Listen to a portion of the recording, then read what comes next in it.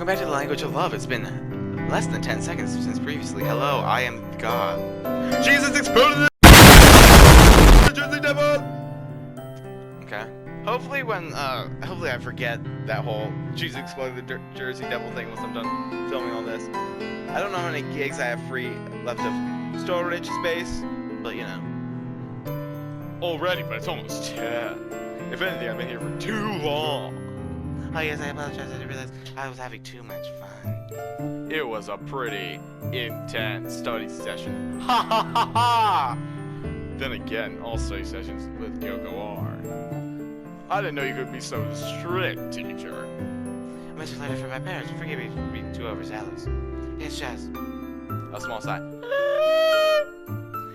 It's been such a long time since I had an opportunity to talk with anybody my own age. I had to interact with the customers. But teacher did! I suppose that's not really the same. That's probably why I get so carried away when I'm with you. I know you have to go, I know it's late, but it sounds like an unreasonable request after so much you've done for me already, bud. Kyoko bites you over the lip. I don't want you to leave. Not just yet. Good, Kyoko. I stare at Kyoko, momentarily stunned. What can I say in response to her heartfelt plea? I could always leave. The door is only a few feet away. I could apologize for overstaying my welcome, slide my shoes under my feet, and be back in my apartment in under 30 seconds.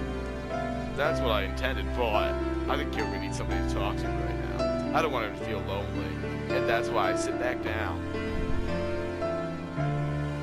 That's good. Kyoko blinks at me, her long eyelashes fluttering. Oh god. How do you gotta go? I was, but how can I possibly leave after you said all that? My heart isn't made of stone. Oh, I see. Me and my big mouth. I should have been so clingy. That sounds like I was trying to guilt you. I'm not saying here because I feel guilty. I'm saying because I want to. You could turn out an invitation from such a pretty lady. Miss you, well, For a few moments, I worry I might have gone too far. In attempts to be suave, pretty ham-fisted attempts. Ham-fisted. My ham-fisted, that's not a word. Since I never tried to turn on the charm before, I might have overshot the mark. The Mark Edward Fishbach. I don't want Kyoko to think I'm a sleazeball. It's like I'm trying to be James Bond or anything. I'm just saying what's on my mind. But to my relief, you really are funny. Kyoko giggles. Kyoko giggles. Her shoulders rising and falling beneath her white sweater. Thank you for turning me up, I appreciate it. Anytime. If you really know my time with me just a bit longer. Kyoko glances at the wooden table. Like wooden table, I haven't moved this camera in so long. Where's the wooden table? There's my big beautiful thumb. The wooden table. Come on, baby Durden. Come on, baby Durden. I know you can get onto the camera. There we go. Kyoko glances at the wooden table where her textbooks are still scattered and I have no books on this. I don't read. I forgot her voice. Can I even study more? Gag me with a spoon! I like you and all, Kyoko, but I don't know if I like you that much. Besides, you get so serious. Less so serious. Joker! When we're studying. To be honest, it's kind of scary. Okay, point taken. You wanna stay here for a while? We can have a chat, or maybe, maybe clean your ears for you. What? What? What?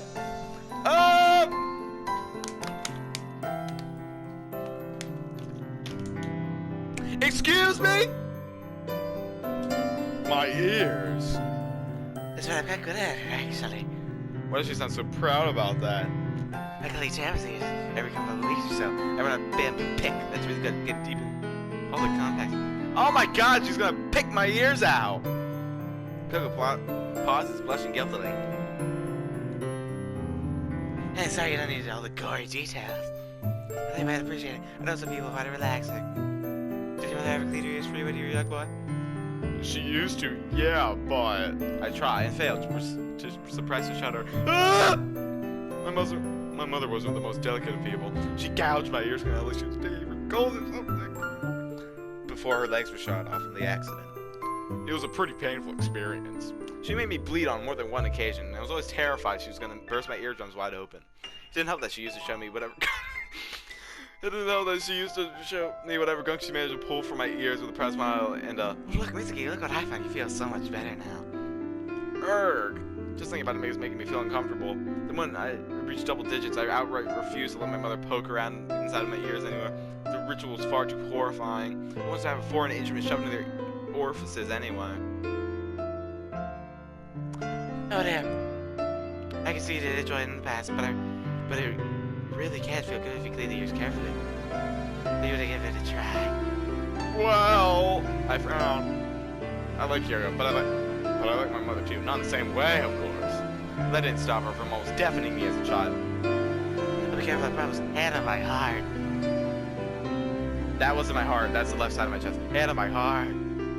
Can I lay your hand on my lap too? Well, that's a different matter altogether. Why didn't you do that before? Now I can use Kyoko's thighs as a pillow. I'll suffer almost any indignity. I'll try not to sound too enthused. I don't want to come across as a creep, but I meet Kyoko's eye and say, I suppose we could try it out. Hey, alright then. I keep The pick is true, yeah, just let me get it. Let me get my toe knife. Kyoko retrieves the bamboo pick, instrument of torture more like, and kneels back on the tatami mats, her long shirt fanning across the floor. I'm all ready. She pats her lap. I could have stabbed myself very easily with the toe knife. Just let your head here. Is this really alright? I mean, I know I agree to this, but I'm starting to have misgivings. Is this something married couples do? It's fine. That's how I take care of you. I'm used to it. I try to move this around in my hand, but the toe knife is very thick. You might have a bit bigger than that, but I'm sure I can manage. So she thinks of me the same time she does her daughter. That's a bit disappointing. But it might make things less awkward. Okay then, I hope I don't crush you. I love you will, you know that, Thomas. Yeah, everywhere. It's funny. So instead of my manhood next, we're like, what manhood? Ah! I approach Kyoko awkwardly. My cheeks trying to pink and slowly ease my head onto her lap. I'm facing Kyoko's stomach. Her eyes trained a little above the waistband on her skirt. I better get a trophy for this. Though my cheek is pressed against the fabric of Kyoko's clothes, I can feel the warmth of her body all the same. My cheeks burn redder and redder. My cheeks burn redder and redder. I'm suddenly glad Kyoko can see my face in this position. Kyoko may have no reservations about our close proximity, but I sure do. She smells even sweeter than I imagined. Her head is positively reeling. My head. Oh, there's a picture of her with the knife, the tone. Trophy hand! Toe knife for the win. Is he getting comfortable? I am fine. My voice cracks a little. I'm fine! Making me sound a little several years younger than I really am. Well, if Kyoko sees me as a subject for note, I guess that's only fitting. Now, that's a bit of a sad thought. Here, this is a good toe knife position. And if you're alright, I'm gonna start now. Tell me that it hurts, okay? I spat her. Sure! Kyoko eases the tip of the bamboo pick in my ear. How many chances are to feel the pick against my ear now? What? My wrist pain? Doesn't really hurt. Kyoko isn't like my mother. She doesn't scrape me in her ear hard enough to draw blood! She barely brushes it. Kyoko treating me so delicately. You know, it's just got me intense. Sort of bearing. This is okay, it doesn't hurt you, am I? No, you're not hurting me at all. This feels much better than I thought. I'm glad. Kyoko laughs. I can feel the chest rising, falling above my head. It's not easier than it does now. You're can ask yourself to check now. Well, she is a kid. It's possible. It's possible that I just got to. She squirms around so much I worry I might hurt her. She also complains and tickles. Well, she's a kid. It's tickling you. It does feel a bit strange. It's been a long time since I've cleaned my ears. I know I should get around to doing it myself like my mother's butchery is letting me with deep-seated trauma around ear picks. But it isn't bad, in fact, it does kind of feel like... And I haven't lost my touch. Now let's see, looks like you have quite a bit of wax here. It'll take a while. Do you mind? Not at all. I've never really been happy about having wax my ears before, but I'm almost thankful for it! If Kyoko and I ever do get married, there's a fat chance of that. I'll have to get my best man to include this moment up in our wedding speech. Though Mitsuki and Kyoko was established who lived in a certain apartment complex, which really brought them to the next stage of positive wax, Mr. News. Then again, maybe not. It might put people off the Canadian. This comes from a reference here. I mean, well, simply lie there. Content to bask in a pool. As time goes by, I don't know how much. My head feels like nap. I can see the clock at all. Either I do or I want to. It'd be nice if I could stay like this for a little while. But she keeps triggering. That's my sincere wish. Yeah. You know, all good things have to come to an end. Give us fingers crossed. Let's see if something. What is it? It's not really that bad. Because you don't get it. That's already true. Oh, that's right. Really asking like fast. Almost too fast. Like the Jersey Devil! Whoa! You see it fly by? That's incredible. Almost too fast. Feels like I still haven't been able to spend enough time with Tam. I'm so busy working. As I was able to see your sports festival. I couldn't last year. I'm happy about that. I'm not sure if I'm doing enough. I think you're doing more than enough, Kyoko. You're always working hard. I know that, but it feels like I could work harder. If you work harder than you already do, you might burn yourself out. Well, that's true. I can't afford to let myself get ill. I need to remain strong and healthy for Tama's sake. Being a single mother sounds hard. You have no idea. She's right, too. I really have no clue. I don't know anything, and neither do the other mothers I met at Tama's school. Maybe that's why Ayoko had no problem treasuring Kyoko. No, Jesus. She doesn't know how hard Kyoko's life is, and she doesn't care. Oh, yeah! I imagine that mothers regard Kyoko as something more than a curiosity, like something in a freak show. Step up to see the single mother, so she must ray. I might have left her, but boy, does she try hard. Though they like to gob at Kyoko and whisper and spread gossip, they don't actually want to approach her. They aren't interested. Neither are they sympathetic. Maybe they're afraid of being single is contagious. Do they think if they spend too much time in Kyoko's company, their husbands will leave them too? Maybe people can be so self-centered. It's not fair, but then again, life isn't. Ah, you see an idea. What idea? We spend more time together. We should go on vacation. Of course, you'd be welcome to come along too, since you've helped us so very much. If I had a chance, I'd love to go there. I've been in such a long time, we never had a chance to take Tam. She'll love it. I just know it. She'll love what exactly? The beach, of course. There we go. We move. Oh, here we go. I wonder what Kyoko looks like on a swimsuit. Okay, there's a good freeze frame. This is only 10 minutes in. Jesus.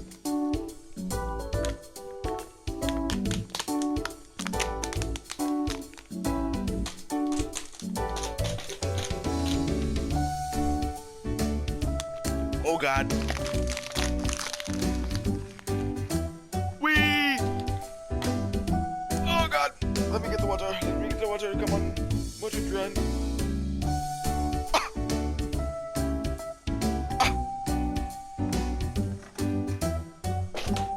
Oh no. The recoil.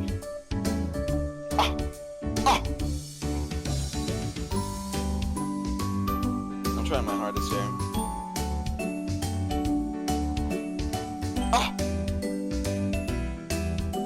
There we go. I'm caught, culprit! Month passes. June skews into July, and a few rain clouds that continue to hover suddenly over Kawasaki are blown away in the warm summer air. Whee! That was just sad. Where did it even go? I threw it over. There we go. I'm a failure. It's hard to do when I'm sitting. There we go. Not like it's anything impressive. The few rain clouds that continue to hover steadily over Kawasaki are blown away into the warm summer air. The sun has never looked warmer. The sky never bluer, and the leaves on the trees greener. I'll show you what it looks like outside. The sky being a very sad gray, the trees having no leaves, and everything looking dead. Do you see that? Oh wow, it's so pretty. Wow. Live in the wasteland. There we go. Oh, and today is a long-awaited, fated day. I'm finally going to the beach, the Murrow family. Now, when was the last time I went to the beach? I don't remember. It hasn't been for a while, at least. I used to live in a village up in Amori that was only a few minutes walk away from the coast. After coexisting alongside the sea for so long, I got used to it. I went hunting for shells and rocks and crabs and missed the driftwood when I was a small child. The scavenging lost its appeal when I reached double digits. It wasn't a very nice beach either. Far too scrubby to be a tourist hotspot. Many rocks to allow safe swimming. You never saw any girls in bikinis lounging around on the sand. I wonder what the beaches near Tokyo will be like. I bet they'll be much, much bigger than the pitiful beach in Omori I know from childhood. All white sand and clear blue water, no perilous rocks at all, like something from a postcard. It's a beautiful day. The weather should be perfect for sunbathing. I'm sure it's gonna be great. But that's not just because Kyoko will be wearing a swimsuit. Hold on, alright. I admit it, that is a huge bonus. Your mom is so fat that when she wears a swimsuit, you can't even see it. Your mom is so dumb. She thought Dr. Pepper was a real doctor. Okay. Yeah, this is the last episode I'm able to film. I'm running out of space. I don't know what kind of swimsuit she'll wear exactly. I can hardly wait. The beach can't come quickly enough. Now we're gonna cut to the beach, I assume. Nope, the train. The tram. Mama, look at all the houses. I see the houses, dear. There's so many of them, hundreds and hundreds. Tama leads to get the trade window, her palms pressed flat against the glass. She's staring at our surroundings, utterly enraptured, like a traveler in a foreign land. That's amazing. It's incredible. They're just houses, Tama. Oh, do come away from the window. You'll hurt yourself. I'm fine. I want to look. I want to see. You silly bean. She looks sad and shakes her head. We're not even at Tokyo yet. Ah, this is all Tokyo. That's right, we're still in the suburbs. But we've been on this train for hours. It'll only been 10 minutes. 10 minutes is a long, long time. Turn your face to a little girl like you, maybe. You can sit still, dear. You're gonna bother other passengers. I don't want you hitting Brisky when you're out. It's fine, don't worry about me. I rubbed the top of Tama's head. Ugh! In such high spirits, I don't think anything could dampen my mood today. Apart from a sudden unexpected shower of rain, maybe.